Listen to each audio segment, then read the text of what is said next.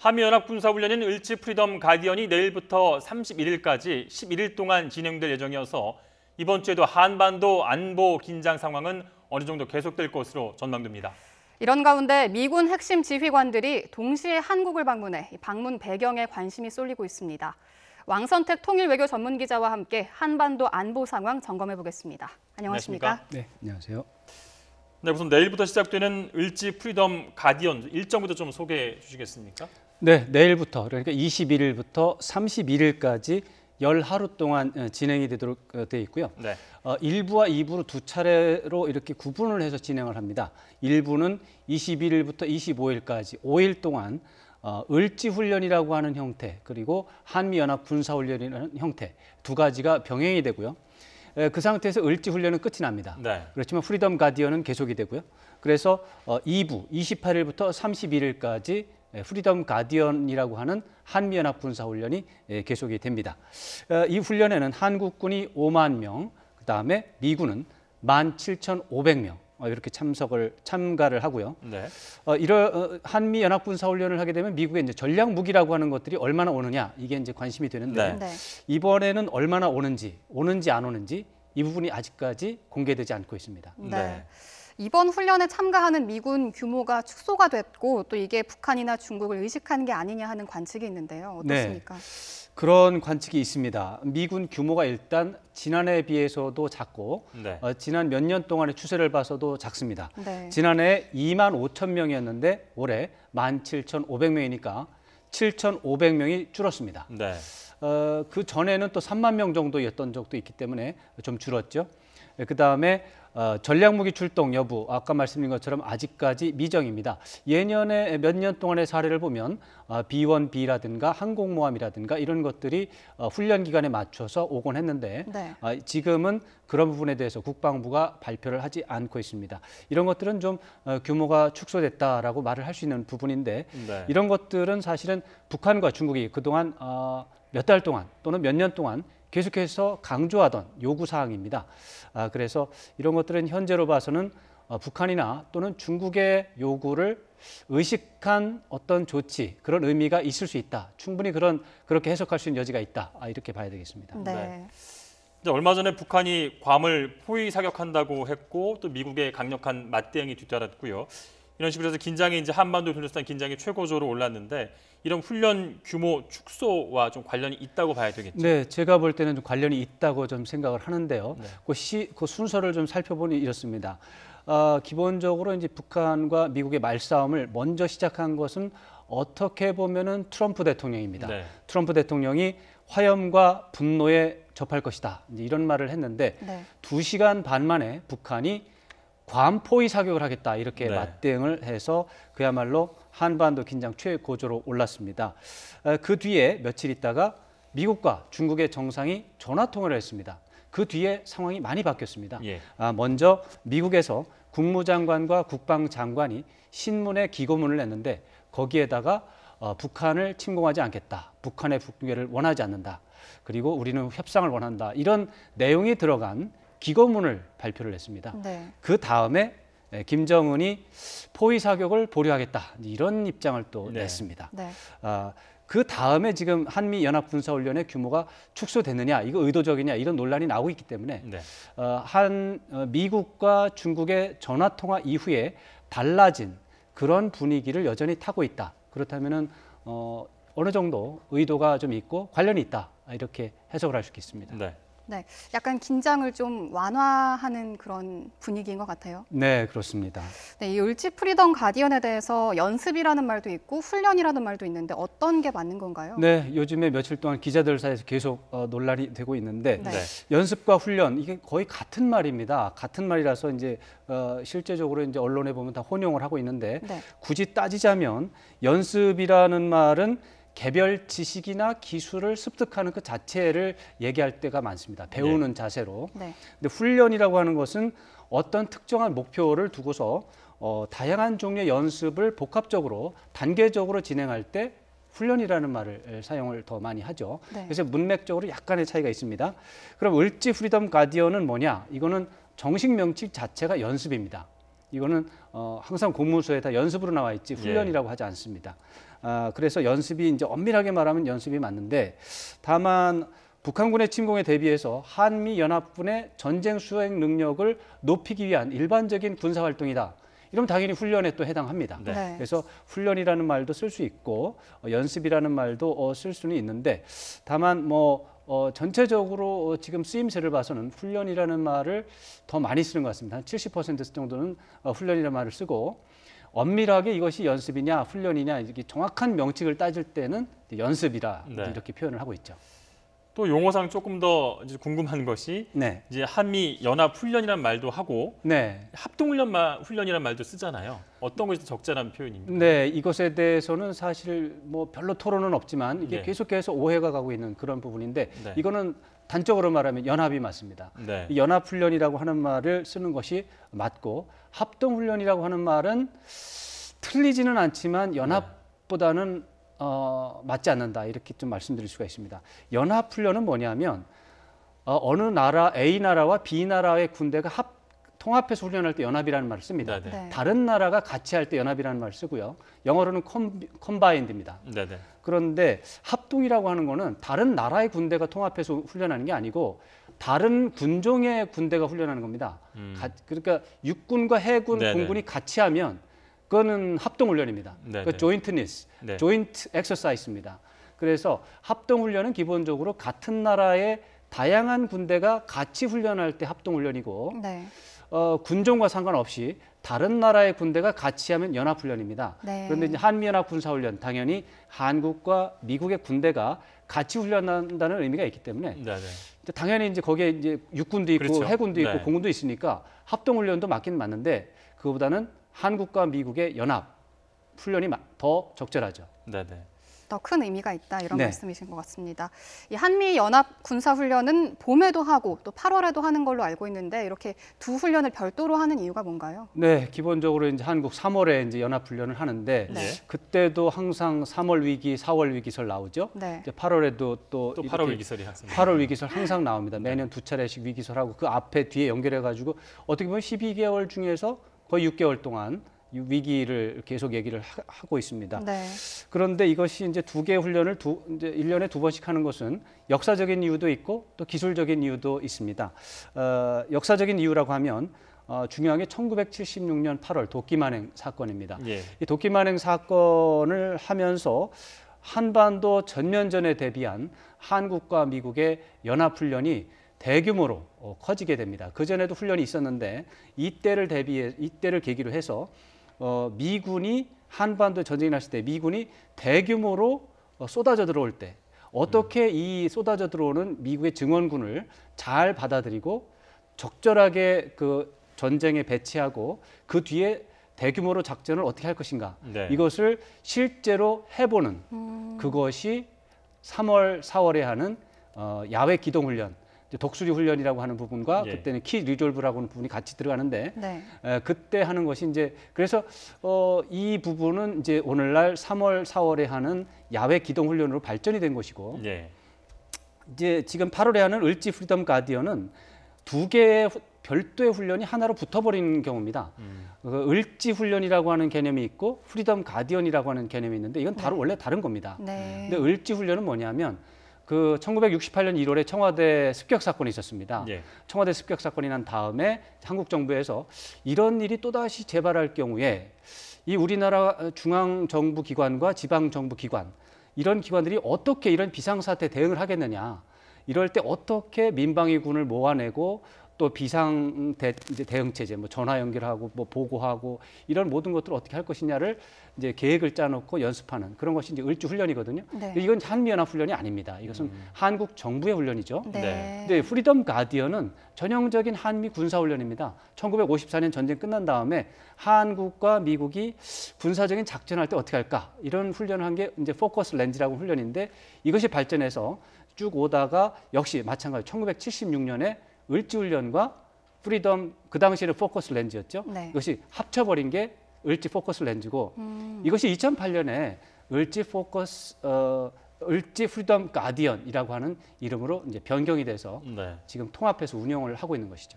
궁금한 게 있는데 그 두 훈련의 어떤 그 규모라든가 어떤 뭐 이런 진행 방식이라는 좀 차이점이 좀 있지요? 네, 기술적으로 이제 그게 아까 말씀드린 것처럼 봄에 하는 훈련은 야외 기동 훈련이 돼가지고 해외 미국에서 증원군이 수만 명 이상이 쫙 쏟아져 들어오는 상황이 개입이 돼 있고 네. 한국에서 당연히 수십만 명이 네. 작전을 하는 네. 그런 대규모 전 세계적인 대규모 야외 기동 훈련입니다. 네. 그런데 8월에 하는 이 을지 프리덤 가디언 병력이 거의 움직이지 않습니다. 군인들이 다 방 안에서 참호해서 네. 아니면 땅굴을 파고 그 안에 들어가서 이제 전쟁이 냈을 때를 가상을 해가지고요. 네. 이제 컴퓨터 앞에서 컴퓨터를 두드리는 훈련입니다. 그래서 이제 전쟁이 났다. 뭐 핵이 하나 터졌다. 어떻게 할래? 이게 이제 질문입니다. 그러면 네.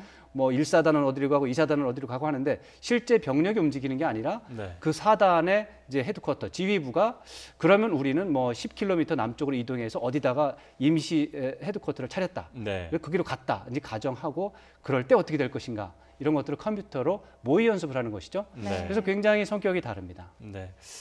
자, 이런 가운데 미군 핵심 지휘관들이 이제 한국을 방문하고 있잖아요. 네. 뭐 물론 뭐 어떻게 보면 당연한 거일 수도 있겠지만 어떤 배경을 좀 찾을 수 있을까요? 이것이 제가 볼 때는 좀 우연의 일치가 좀 더 많지 않을까 이런 그렇습니까? 생각 네네. 들고요. 현안을 따져보면 우연의 일치치고는 너무 좀 이런 일이 좀 드물다 이렇게 네. 생각을 하는데 네. 지금 우리 오늘이 안 지났으니까 네. 오늘 낮에 해리스 태평양 사령관이 도착을 했고요. 네. 그다음에 존 하이텐 전략사령부 사령관이 또 들어왔습니다.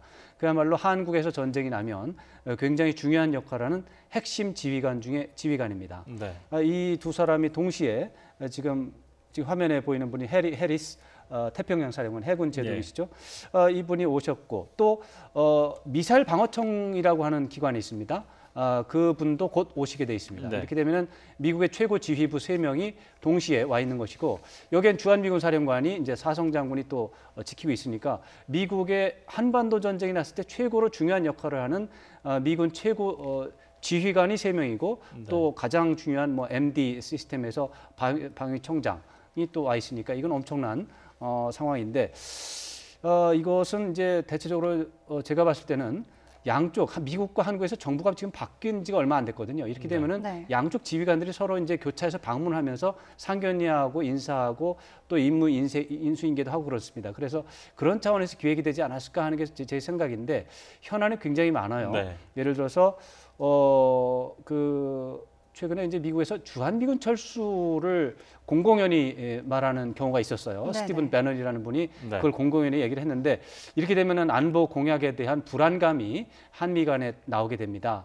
이렇게 되면은 한반도 방위라고 하는 문제에서 큰 문제가 발생하기 때문에 아무래도 해리스 태평양 사령관의 경우는 주한미군 철수 논란과 관련해서 그런 일은 없다라고 하는 확신을 주기 위해서 오지 않았을까 이런 생각도 해보고요. 네. 그다음에 미사일 방위청장 이분은 사드 문제와 관련해 있습니다. 네. 사드를 담당하는 주무 책임자입니다. 그렇기 때문에 사드 배치와 관련한 일정표를 좀 우리 정부와 이제 협의를 하지 않을까 예상을 해볼 수 있고요. 또 전략사령관은 또 어떤 사람이냐면 핵무기를 사용하는 권한을 가진 사람입니다. 이제 그거는 대통령이 결정하지만 거기에 대해서 참모가 바로 이 전략사령관인데 네. 확장 억제라고 하는 것이 우리 이제 한국의 방위 대책의 최고로 중요한. 예. 그러니까 우리나라가 북한의 핵 공격을 받으면 거기에 대항해서 미국이 우리를 본토와 동일하게 우리를 지켜주기 위해서 핵무기도 사용할 수 있다. 네. 핵무기도 사용한다. 이것이 확장 억제 개념인데 그때 실제로 그거를 판단하는 사람이 전략사령관입니다. 네. 그러기 때문에 확장 억제와 관련한 확신, 신념 이런 것도 좀 심어주기 위해서 오지 않았을까 이런 생각을 해볼 수 있습니다. 네. 저희가 초반에 미군이 이번 훈련에서 이 병력 규모를 축소한 것이 북한을 의식하는 것으로도 해석할 수 있다 이런 이야기를 해봤는데요. 그렇다면은 북한이 여기에 대해서 뭐 호응하거나 반응할 수도 있을까요? 지금 현재로 봐서는 이게 참 예측하기 어렵습니다. 북한의 행동을 예측하는 것이 어떻게 보면 좀 모험적인 부분도 있긴 있는데 네. 기술적으로 보면은 사실은 북한 미사일 능력 다 보여주지 않았습니다. ICBM 대륙간 탄도 미사일 능력을 보여줘야 되는 상황인데 아직 다 보여주지 못했습니다. 네. 특히 재진입 기술과 관련해서 굉장히 지금 좀 미흡한 것으로 평가가 나오고 있기 때문에 북한은 지금으로 봐서는 대화와 협상에 나오기보다는 미사일 계속 도발을 하면서 미사일 개발을 하는 게 필요한 상황입니다. 네. 그런 차원에서 보면 도발을 할 가능성이 더 높습니다. 그렇지만 북한이 이미 괌 포위 사격을 보류를 하는 중요한 네. 결정을 했습니다. 네. 이것은 중국이 중재를 하는 노력, 또 거기에 대해서 미국이 또 지원하는 그런 상황에 북한도 일단 한 번은 호응한 것이 되기 때문에 그렇다면은 뭐 여기서 대화와 협상을 알아보는 정도, 탐색적 대화는 할 수 있지 않을까 네. 이런 생각도 해볼 수는 있습니다. 네. 그래서 전체 구조로 보면은 북한이 호응할 가능성이 별로 높지 않은데 지금 괌 포위 사격을 보류한 그 하나의 사건을 본다면 혹시 중국의 중재 노력이 통하는 것이 아니냐 이런 네. 생각을 해볼 수 있고 그렇다면은 이번 훈련 기간에 도발을 하지 않을 가능성도 있습니다. 네.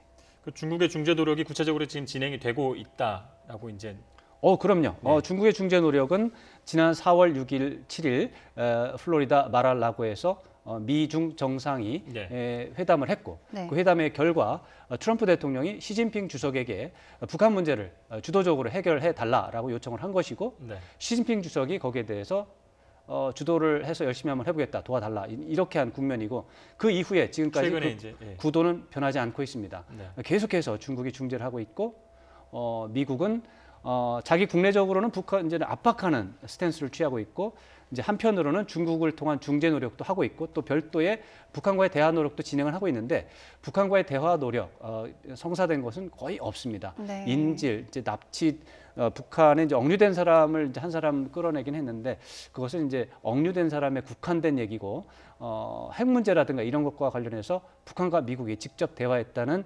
징후는 발견되지 않고 있습니다. 네. 좀 북한이 일단 한미 연합 군사 훈련에 대해서 뭐 행동은 아니지만 일단 뭐 공세는 시작이 됐다고 볼 수 있는데 한반도 정세를 악화시킬 것이라면서 비난 공세를 하고 있잖아요. 이런 네. 부분에 어떻게 좀 해석을 해야 될까요? 근데 이제 북한에 대해서 이제 해석을 할 북한에 이제 뭐 이렇게 협박 많이 하잖아요. 네네. 네. 공갈도 많이 하고 하는데 어렵습니다. 어렵죠. 네. 근데 북한은 또 일정한 패턴이 있습니다. 지난 30년 동안 거의 동일한 행동을 보여왔고 벼랑 끝 전술도 동일하게 해왔죠. 근데 북한의 말은 언제나 조건절이 있습니다. 북한이 이제 미국이 북한을 침공하면 네. 워싱턴을 불바다로 만들겠다 이런 식의 이제 논리를 펴니다. 그러면 이제 한국 언론에서는 미국이 북한을 침공하면이라는 말은 빼고 워싱턴을 불바다로 만들겠다 이런 내용을 보도를 하게 됩니다. 네. 왜냐하면 미국이 북한을 침공할 리가 없기 때문이죠. 침공할 리가 없는데 그걸 얘기하는 건 무의미하니까 한국 언론에서는 그것을 좀 빼고 얘기합니다. 네. 빼고 북한이 워싱턴을 불바다로 만들겠다 이제 이렇게 얘기를 합니다. 근데 북한에서는 그 조건절이 굉장히 중요합니다. 왜냐하면 북한의 의도는 원래 조건절에 들어있는 겁니다. 주절이 아니고. 예. 네. 침공하지 말라가 원래 하고 싶은 말인데 침공하면 가만히 두지 않겠다라고 표현하면서 침공하지 말라는 의사를 강하게 표현한 것이거든요. 네. 그래서 이런 것들이 이제 이중적인 의미가 있고 실제로 뭐 그 와중에 북한이 도발도 몇 차례 했기 때문에 북한이 도발할 의사가 없다 이렇게 말하는 것은 잘못된 거지만 네. 그러나 분명히 북한의 많은 협박 중에 상당 부분은 미국에 대해서 침공을 하지 말라라고 하는 어떻게 보면 요청이기 때문에 그 요청을 우리가 잘 외면하고 무시하는 경우가 많았습니다. 그래서 북한의 지금 요구는 사실은 어떻게 보면은 약간 과장해서 해석하는 부분이 있어서 그런 것들을 좀 걷어내고 제가 이렇게 판단을 하면 그야말로 반반입니다. 네. 어떤 그 중국의 중재 노력에 호응할 가능성 시사하기도 했다. 저는 그런 의미가 좀 있다고 보기 때문에 좀 앞으로 북한의 행동을 신중하게 관찰할 필요가 있다 그렇게 생각합니다. 네. 네. 지금 미국에서는 중국이 좀 힘을 쓰면은 북핵 문제는 금방 해결될 것이다 이렇게 말을 네, 하고 있고 그렇습니다. 중국은 그런 정도 영향력은 없다 이렇게 밝히고 있는데요. 어느 쪽이 사실입니까? 뭐 두 개 다 사실이라고 말씀을 드려야 되는데 네. 이게 두 개 다 사실이 맞습니다. 이제 중국이 북한에 대해서 영향력이 있죠. 영향력이 있는 게 사실입니다. 그 식량이라든가 또 교역이라든가 또 가장 중요한 원유라든가 이런 것들을 볼 때 북한과의 거래가 90% 이상입니다. 네. 북한과 중국의 거래가. 네네. 중국이 거래하지 않으면 북한은 모든 물자가 끊기고 그럼 그야말로 며칠 안에 이제 북한이 망하게 되는 그런 상황이 있습니다. 그런데 실제로 해서 예를 들어 원유를 공급을 중단을 했다. 그러면 북한이 그러면 굶어서 죽을 것이냐? 이건 또 다른 문제입니다. 북한도 중국에 대해서 그렇다면 친구 사이는 끝난 것이고 그렇다면 중국도 우리에게 적이 되는 것이고 그렇다면 중국에 대해서 우리가 보복을 할 수도 있다. 그렇다면은 중국을 뭐 군사적으로 공격하기는 어려워도 중국을 어렵게는 할 수 있다. 이렇게는 할 수 있거든요. 네. 그런 차원에서 그렇게 북한이 극단적으로 반발했을 때 중국이 견딜 수 있는 방법이 좀 없는 편입니다. 그래서 영향력이 있지만 사용할 수 없는 그런 영향력입니다. 그래서 중국은 그러기 때문에 자기의 영향력이 있지만 제한적이다 이렇게 말하는 겁니다. 이렇게 되면 영향력이 있으니까 잘할 수 있다 그 말도 맞는 말이고 사실은 영향력이 없다 하는 말도 그것도 사실입니다.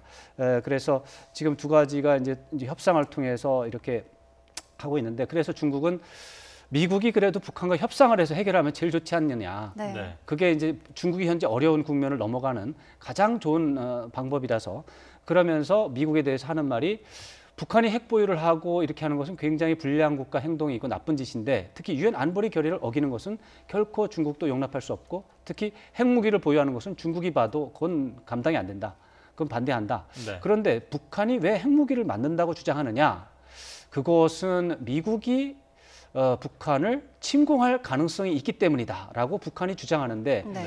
그 특히 말을 하는 게 1년에 2번씩 꼬박꼬박 그 대규모 군사 훈련을 하면서 북한을 위협하니까 그것 좀 하지 마라. 훈련을 하지 않으면 북한도 할 말이 없으니까 핵 개발이나 미사일 개발도 하지 않을 거 아니냐라고 하는 것이 이제 중국의 네. 어떻게 보면은 제안입니다. 네. 미국의 입장에서 또 한국 정부의 입장에서 이걸 받아들이기는 어렵습니다. 왜냐하면 어느 나라든 군사훈련을 하게 되고 누가 봐도 북한이 도발을 할 가능성이 있는데 예. 실제로 도발 사례가 있지 않습니까? 연평도 도발 같은 걸 한 적이 있잖아요. 네. 근데 그런 도발을 한 적이 있기 때문에 그랬을 때 한미 연합군 체제가 있는데 연합군이 훈련을 안 하면 말도 안 통하잖아요. 한국과 미국 군사들은. 네. 네. 네. 평소에 연습을 해야지 작전을 하는데 네. 연습을 하지 말라고 하면 어떡하냐. 그래서 사실은 받아들이기 어려운 주장이다라고 이제 하고 있는 그런 국면입니다. 그 과정 속에서 이제 중국은 양비론, 우리가 잘못해서 북한이 그렇게 된 게 아니라 미국이 연합훈련을 중단하라는 우리 요구를 받아들이지 않았기 때문에 북한이 겁을 내서 핵무기를 만드는 게 상황이다. 중국을 욕하지 말고 미국 스스로를 욕하라 하는 게 지금 중국의 입장입니다. 네.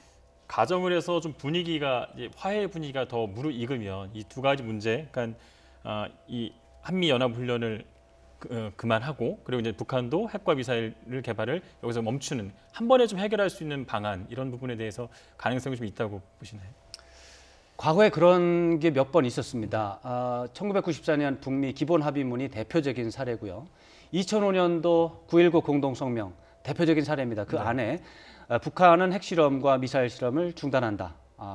그다음에 미국과 한국에서는 뭐 군사훈련 중단한다는 말은 없었지만 네. 그거보다 더 중대한 조치들을 약속을 했습니다. 북미 외교관계에 대해서 적극적으로 생각한다든가 네. 북한에 대한 경제 지원을 생각한다든가 이런 북한이 원하는 많은 것들을 얘기를 했기 때문에 그런 사례들도 있고 그 뒤에 또 2.13 합의라고 하는 합의도 있었고 또 중간에 또 망했지만 뭐 229 합의라는 것도 있었고 네.